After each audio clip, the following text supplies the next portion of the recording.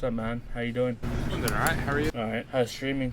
Yeah, it's going alright. Are you live at the moment? Yeah. What inspired you to stream? Basically just seeing people do it. It was very interesting. I wanted to do YouTube first. Decided I like got into YouTube for a little bit, thanks to the Syndicate project. He used to make Minecraft videos and I was like, oh, I can do that. I tried, and then he started making zombies content, so I tried doing that. And eventually I was just like, not into the editing business. I think I'll just stream instead.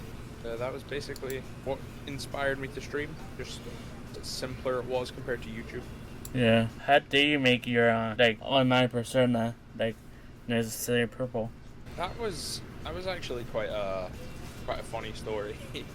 I used to have a previous channel that I decided to sort of ditch. Didn't really like the way it was going, didn't like how I had started it, and I felt it was a bit of a lost cause. So I was like, right, Yeah. I'm gonna change some things. I'm gonna start a new channel, see where it goes. Makes sense. And I was sat in an Xbox Live party with 3 of my friends, and we were playing, I think, Black Ops 3 maybe at the time, probably just before Black Ops 3 came out. And we were sitting there and I was like, right, I need to think of a new name. And I was like, right, I want it to include purple because purple's my favorite color, and I feel like it very well broadcasts my personality. I thought it was pretty great. My one friend said to me, they started rattling off all these different things, like one of them said purple robot, one of them said something like purple badass, and then they threw a lot of like joke names at me.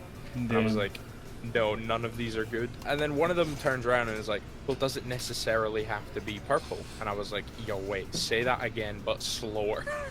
So he said it again and I was like, necessarily purple, I think you did it.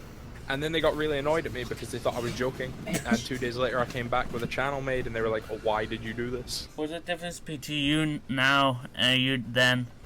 Confidence, for sure. When I first started streaming, knowledge and confidence. I think in terms of confidence, when I first started, I was very, very quiet.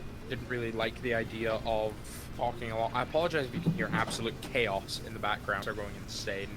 But yeah, in terms of confidence, I was like super quiet, super like reserved when I first started. And now I think I'm a lot more lively on stream. And it's taken even up until, I don't know, even last year, I was still too nervous to really go all out on stream and really just let loose. Yeah, but I get you. I think it slowly sort of develops and you sort of boost your confidence. Yeah. In terms of knowledge, I feel like when a lot of new streamers start, they kind of like, they know what a stream should look like, but they don't know how to do it. It takes a while to learn how to use all the tools for streaming and get everything right.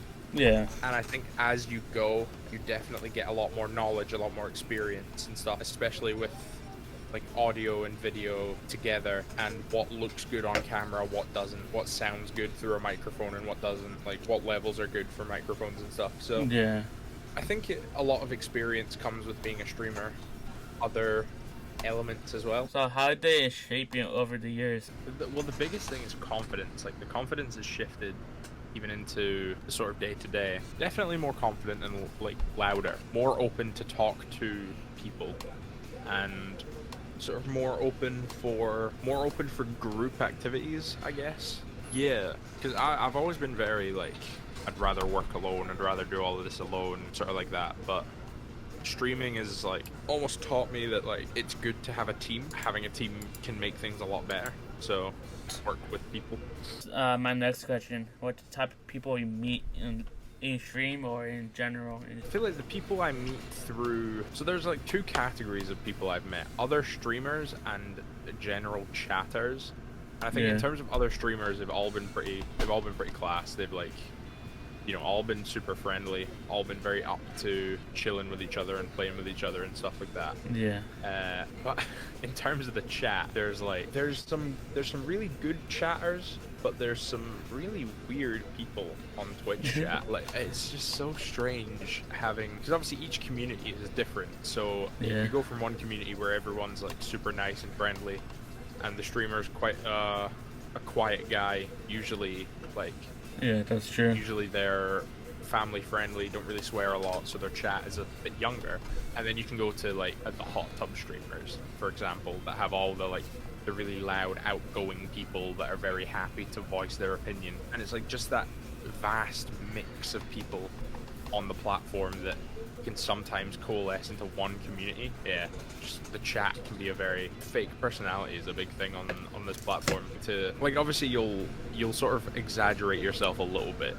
So if you would get angry at a game, you wouldn't necessarily lash out and do anything. You would just, you know, be angry. But on stream, you want to increase the this sort of slapstick of it. So you sort of hit stuff and you shout and everything. Fake. That's just like taking who you are and sort of, yeah, taking yourself to an extreme. There are people who are just like totally different. They are just fake on camera, where they act completely different to how they would in real life. For your YouTube career or Twitch career, what's your future? I mean, at the moment, plans are hit partner. It's a long-term plan, so it's not like I feel like it won't happen within like a month or two. Yeah. But for sure, the main goal is definitely partner on Twitch, and Yeah. I think like 500 to 1,000 subs on YouTube would be sort of the goal for that. There, it's like kind of start to not lay back a bit, but the grind's a little bit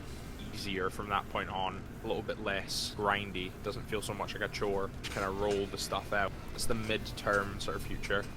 I'm not really sure about long term, but yeah, focusing a lot on Warzone content, just like streaming and sort of making videos on Warzone surrounding the new meta, the new update, everything like that. Warzone content goes over really well because it's super popular. So what advice do you have like for smaller streamers or beginners? the best advice if you're thinking of streaming, that I've always thought, if there's 10% of you that wants to do something, just find a time and try it. Even if you don't think you'll take streaming anywhere, just get up one day, get ready, set everything up, and just go live and see what happens.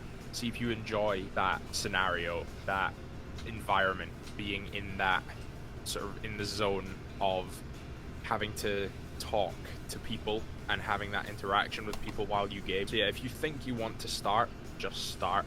And if you don't enjoy it, then, you know, fair enough, you didn't enjoy it, but you should always give it at least a little bit of a try. For smaller streamers that have just started, so they've already taken the plunge, they've already taken the dive, and they've set up their stream, they've started it, and they thought, this is good, I like this is fun. Focus on watch other streamers. Yeah, I think you should find 4 streamers. One that is incredibly large, like XQC, Nick Merck size, like 80 to 100,000 viewers per stream. Find one like that. Find one mid-size, so like 3 to 4,000. Find one with 1 to 200. Find one with 3 or 4 viewers. Compare how their streams differ in terms of production quality and how the layout looks. Just have a look at that, compare those, and just see which one you think works best. And just because one has more viewers doesn't necessarily mean the layout works best. Just like think about what works best for you, how you want to do it, and see how each of the streamers act, and think like, why is the streamer with 3 viewers not the streamer with 100? Why has the guy with 100 not got 1,000? Why is the guy with 1,000 not got 100,000? Why is the guy with 100,000? Why did he get there? Like, what did he do to get that much? Yeah. So, for example, how did XQC get to be where he is? Why has someone with 5,000 views not got the same amount as XQC?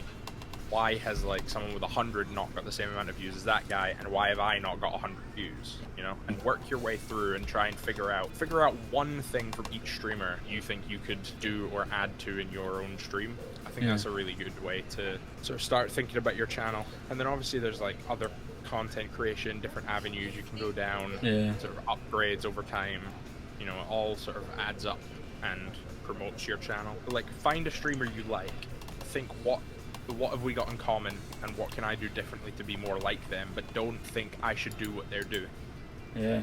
Because copying another streamer is just as bad as like not having your own niche of content better than copying someone else's niche of content. Thank you for watching the interview. Make sure you go follow him. I will leave all his social media links down below, and and I'll see you guys on the next one.